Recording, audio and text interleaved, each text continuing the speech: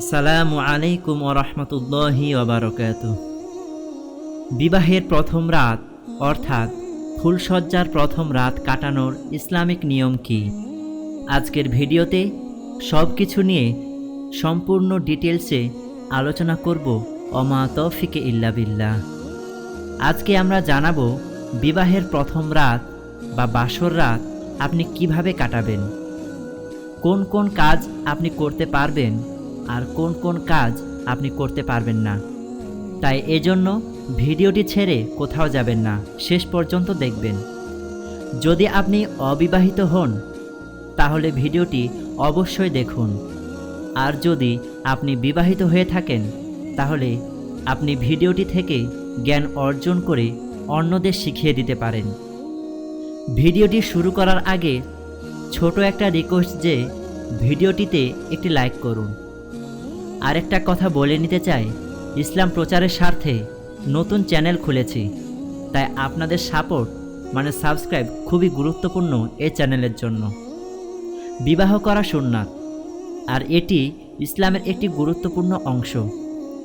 যদি কোনো ব্যক্তি কোনো রকম জায়েজ কারণ ছাড়া বিবাহ না করে অথবা বিবাহ করতে দেরি করে তাহলে এটি ইসলাম বিরোধী কাজ হবে, আর এজন্য প্রত্যেক ব্যক্তিকে বিবাহ করা প্রয়োজন।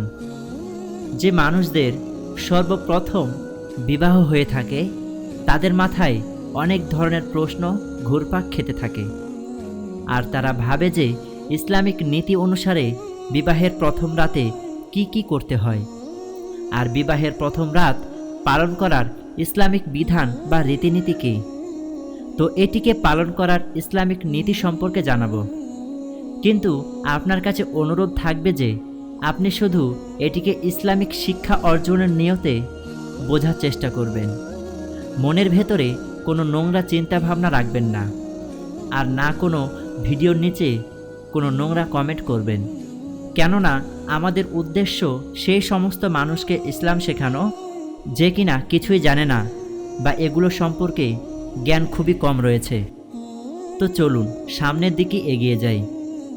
বিবাহের পর স্বামী যখন স্ত্রীর রুমে প্রবেশ করবে তখন সর্বপ্রথম সে তার বিবিকে সালাম করবে, তারপর সে কেমন আছে সে সম্পর্কে জিজ্ঞেস করবে। এরপর স্ত্রীর সাথে আরও গভীরভাবে কথা বলার পর স্বামী তার স্ত্রীর মাথার চুলের উপর হাত দিয়ে এই দোয়াটি পড়বে। দোয়াটি হলো, আল্লাহুম্মা ইন্নী আসআলুকা মিন খয়রিহা ওয়া খয়রিমা জাবালতাহা আলাইহি ওয়া আউযু বিকা মিন শাররিহা ওয়া শাররিমা জাবালতাহু আলাইহি।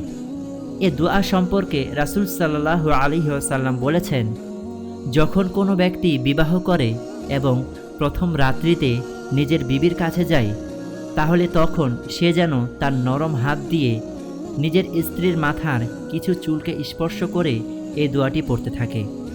দোয়াটির অর্থ, ইয়া আল্লাহ, আমি আপনার কাছে আমার বিবির খায়ের বরকত চাচ্ছি এবং আশ্রয় চাচ্ছি তার খারাপ এবং বদ অভ্যাসগুলো থেকে। আপনি যদি অজু না করে থাকেন তাহলে আপনি অজু করে ঘরে প্রবেশ করবেন, আর তারপর 2 রাকাত নফল নামাজ আদায় করবেন আল্লাহ তাআলার সন্তুষ্টি অর্জনের জন্য। একটি কথা আপনাকে জানিয়ে রাখি যে এ সময় আপনারা দুইজনে একসাথে জামাত করে নামাজ পড়বেন।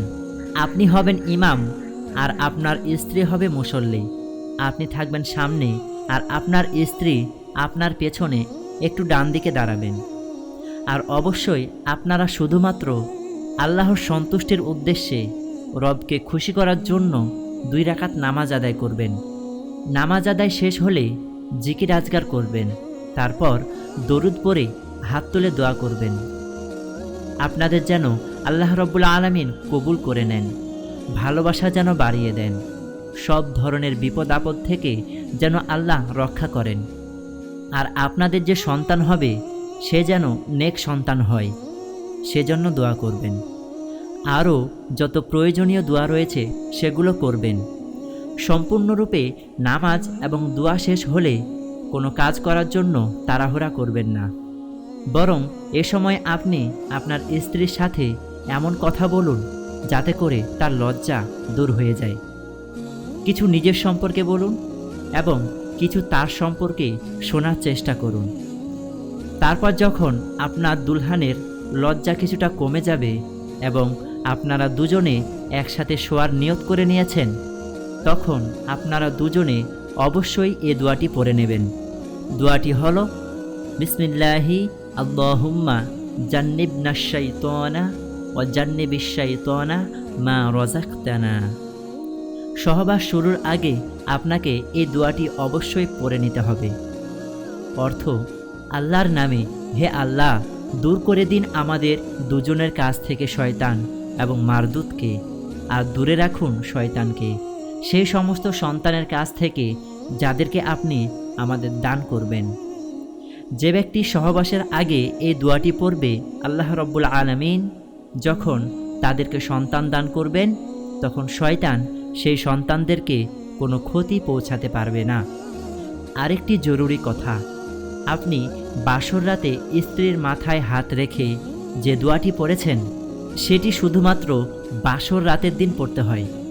আর সহবাসের আগে যে দোয়াটি পড়েছেন, সেই দোয়াটি প্রত্যেক সহবাসের আগে পড়বেন। যখনই সহবাসের নিয়ত করবেন, তখনই মনে করে দোয়াটি পড়ে নেবেন। এই দোয়াটির অনেক শক্তি। দোয়াটি পড়ে সহবাস করলে যে সন্তান জন্ম নেবে, সেই সন্তান আপনার বাধ্য থাকবে, আর শয়তান থেকে হেফাজত থাকবে ইনশাআল্লাহ। এরপর আমরা জেনে নিই সহবাসের পর কি করতে হবে।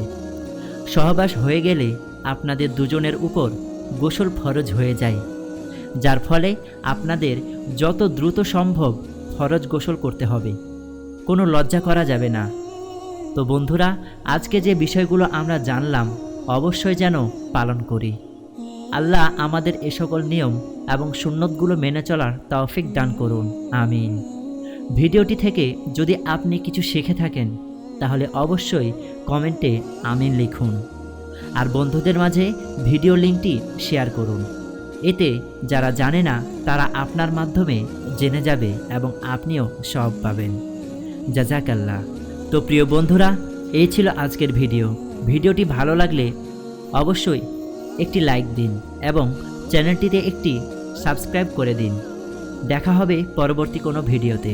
ততক্ষণ পর্যন্ত ভালো থাকবেন, সুস্থ থাকবেন। আসসালামু আলাইকুম ওয়া রাহমাতুল্লাহি ওয়া বারাকাতুহু।